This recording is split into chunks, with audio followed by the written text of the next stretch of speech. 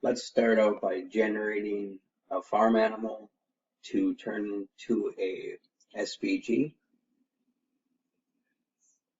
We'll create a farm animal, go with a pig,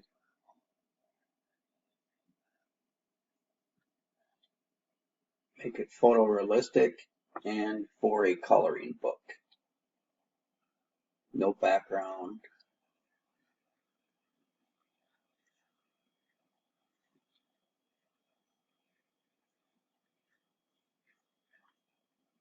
All right, press generate unique photo and we wait.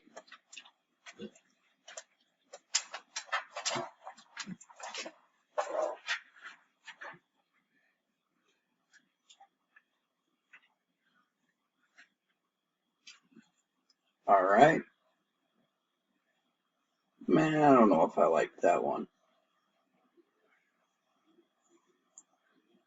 Change up the style a little bit. Refine it.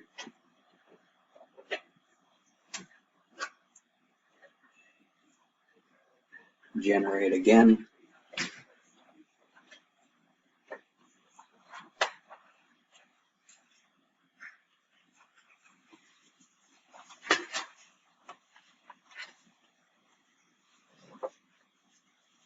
Save the image.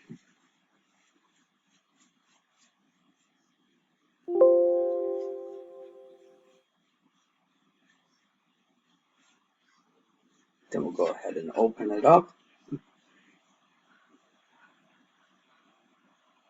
And there you have it. Now we will further process it.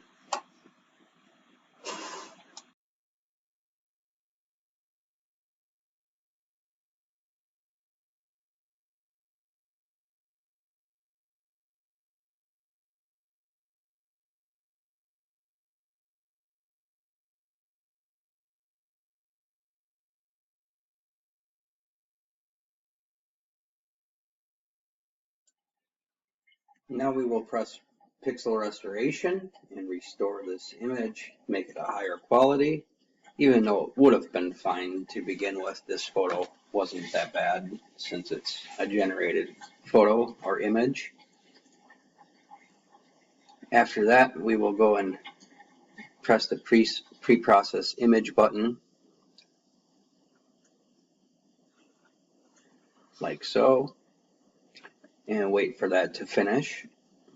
It is a rather larger photo because the pixel restoration made the dimensions and the data of the photo have a lot more than it started with, so this takes a little bit. So what we're going to do in the meantime is we're going to open this original pig photo and we will trace it with light burn just so we can see the comparison between laser-it turning something into a vector and with the same image see how light burn can turn it into a vector.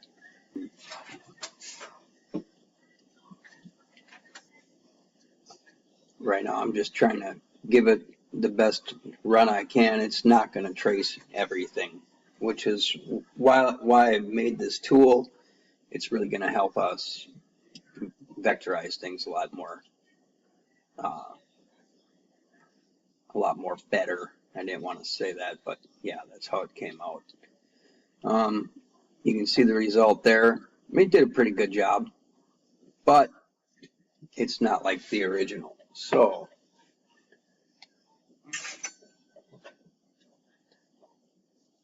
we will head back over to laser-it here.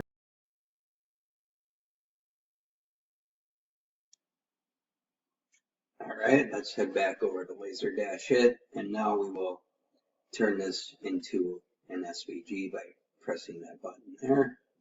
And then check that bottom checkbox there, and then press preview. And save vector if you're happy with how it looks. Otherwise, you can adjust its brightness and contrast if you needed to. Sometimes some areas get a little too dark or too bright.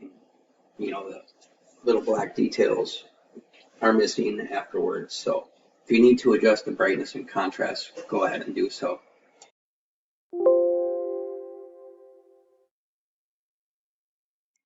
All right, back in Lightburn, let's import our SVG now, our vector file from laser-it. It's going to import maybe at a large size, so I'm just going to go ahead and copy that size so we can keep everything the same size. Go ahead and import the vector. It'll probably import pink, so we will have to change it to the black layer, and it's 51 inches wide. With a vector, you can make it any size. It's not going to lose quality, so no big deal. Just give it a different size or the size you need. And then change the layer to black or whatever layer you want. I like looking at things in black and white, so I'll make it black here. Let me get it out of the way.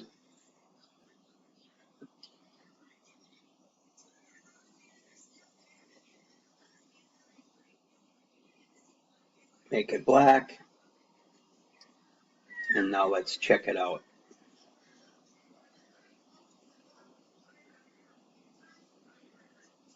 Real nice job there. Looks just like the photo does.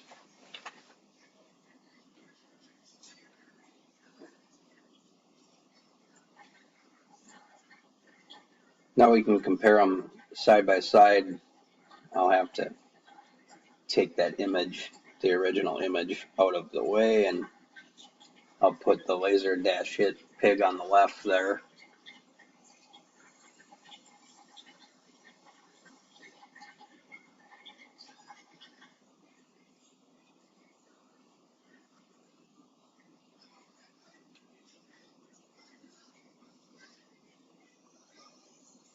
My computer's a little laggy, so bear with it, please. Now the Lightburn trace is on the right, and the laser-it SVG is on the left. That's why I made this tool.